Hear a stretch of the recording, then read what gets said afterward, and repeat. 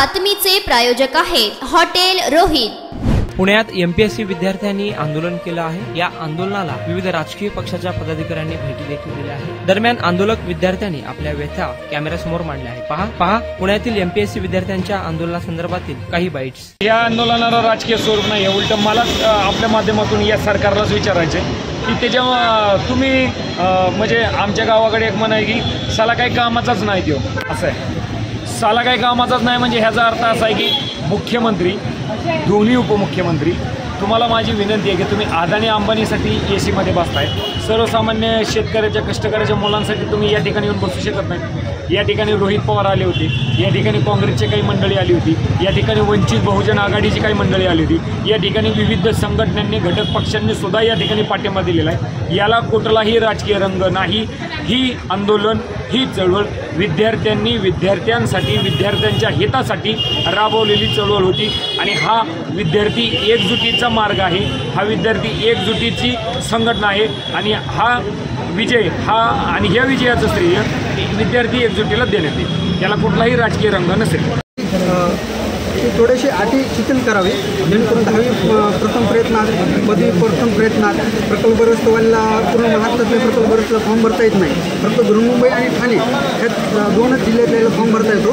तर त्यांनी शिथिल करून पूर्ण महाराष्ट्रातल्या प्रकल्पग्रस्तवाला फॉर्म भरता यावं अशी UPSC देखील अट नाही की 10वी नापास झालेला देखील विद्यार्थी कलेक्टर होऊ शकतो, पदवी 2-3 वेळेस नापास झालेला देखील विद्यार्थी कलेक्टर होऊ शकतो UPSC। आणि हे बृहन्मुंबई महानगरपालिकेने अटी ठेवल्या की ह्या अटी शिथिल कराव्यात आणि प्रत्येकाला फॉर्म भरता यावं आणि फक्त ह्याच्या परीक्षेच्या आधार ज्याला जास्त मार्क पडतील त्या गुणवत्तेच्या आधारे त्याची निवड करता यावी। आपल्यावर आताच दादा जसं बोलला की जो त्यांनी कारभार दाखवला की राज्यसेवेचा की किती म्हणजे एक्झाम होते कधी, त्याचा रिझल्ट लागतो कधी, परत जॉईनिंग कधी होते, ह्या प्रोसेसमध्ये 1 ते 2 वर्ष जातात। मुलांचं वय वाढत चाललं आहे, सगळं होत चाललं आहे, घरून पण प्रेशर आहे। आणि ह्यामध्ये आता एक बेस्ट एक्झाम्पल आहे की नेमकंच घडलेली गोष्ट आहे।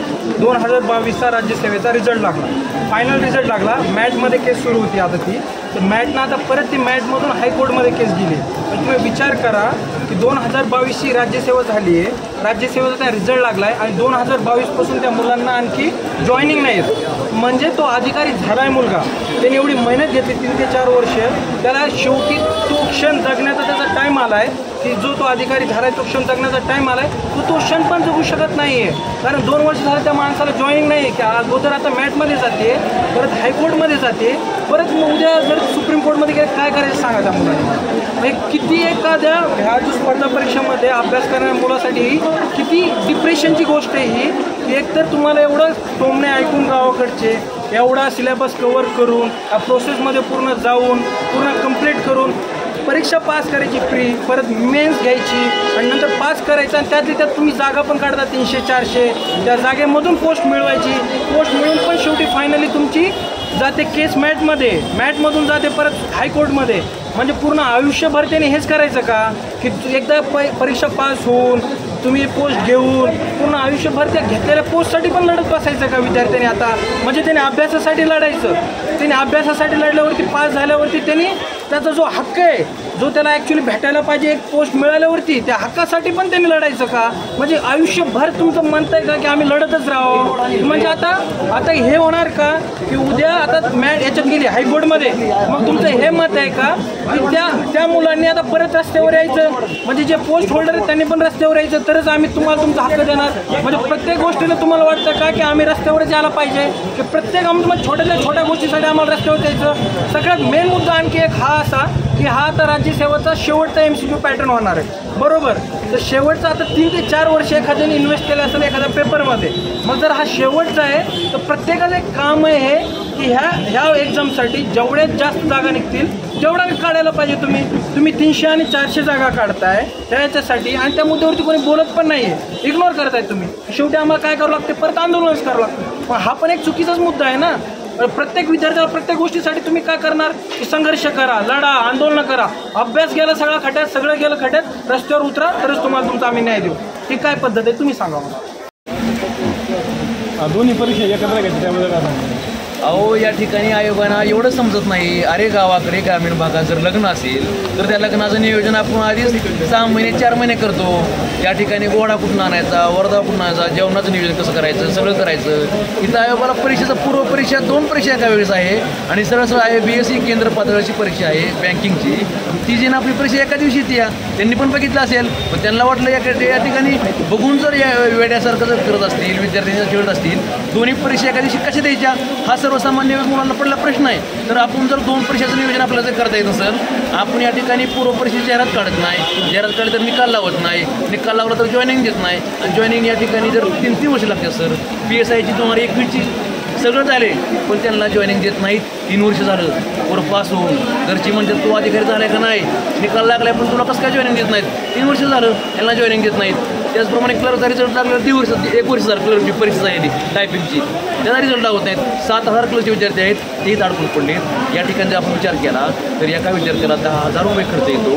इथं पोरं काही तुम्हाला चिमटा करून एक टाईम जेवतात, रविवारचं जेवत नाहीत. काही ठिकाणी आरोप होतो की आपल्या मोर्चाला राजकीय वळण लागतं, त्यामध्ये काय सांगतात? आता सर विषय काय होतं, इथं विद्यार्थ्यांचा सर्वजण वापर करून घेतात, येतात कोणी जातात आणि विद्यार्थ्यांना या ठिकाणी वेठीत धरून जातात.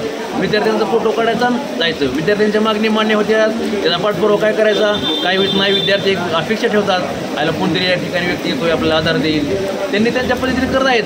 पण आम्हाला आता आम्ही असं ठरवलं आहे की जे काय करायचं तर विद्यार्थ्यांनी सुद्धा जीवावरती करायचं. आपण घटना वाचली, आपण अभ्यास केला आहे, आपण आता कोणत्याही राजकीय पुराच्या मागं नाही लागायचं, कोणत्याही पक्षाला इन्व्हॉल्व करायचं नाही. विद्यार्थी संघटना, विद्यार्थी एकत्रीकरण हेच आम्ही या ठिकाणी करणार आहे. डॉक्टर बाबासाहेब आंबेडकरांनी आम्हाला सांगितले शिका, संघटित हो आणि संघर्ष करा, या तत्वावरती आम्ही चालणार आहे. संविधानाला मानणारे विद्यार्थी आहेत, डॉक्टर बाबासाहेब आंबेडकरांच्या संविधानाचा अभ्यास करणारी या ठिकाणी मुलं आहेत आणि या मुलांना माहीत आहे कलम काय आहेत, आपल्याला अधिकार काय दिलेत घटनेने, आपली मार्गदर्शक तत्त्वे काय आहेत, हे सर्व अभ्यास केलेला आहे आम्ही. त्यामुळे ही मुलं काय वेल एज्युकेटेड आहेत, ग्रॅज्युएशन झाले आहेत आणि पोस्ट ग्रॅज्युएशन झाले आहेत, हुशार मुलं आहेत आणि महाराष्ट्रात यांनी अभ्यास केला आहे. महाराष्ट्राचं जो जिओग्राफी माहिती आहे, मुलांना जिल्हे किती आहेत, लोकसंख्या किती आहेत, किती या ठिकाणी क्षेत्रफळ आहे, हे सर्व विद्यार्थ्यांचा पाठ आहे. पण बाकीच्यांना वाटतं की ह्यांना काय कळत नाही विद्यार्थ्यांना. पण विद्यार्थी हुशार आहेत, ते योग्य वेळी योग्य उत्तर देणार आहेत. कंबाईन चेअर जर नाही आली तर हे सर्व आम्ही विद्यार्थी अजून मोठ्या प्रमाणात आम्ही आंदोलन करणार आहे. आता MPSCने असं ठरवलंच वाटतं आंदोलन केल्याशिवाय तुम्हाला काही मिळणार नाही असं झालेलं आहे.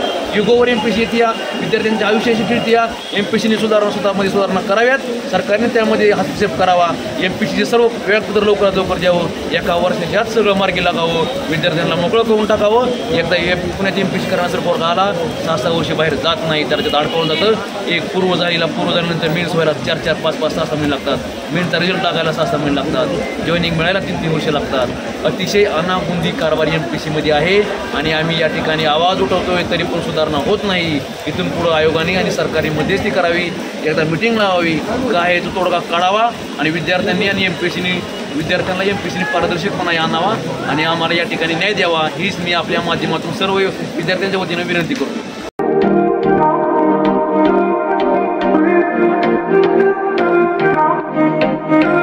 सोलापुरात व्हेज नॉन व्हेज जेवण मिळण्याचं एकमेव ठिकाण हॉटेल रोहित.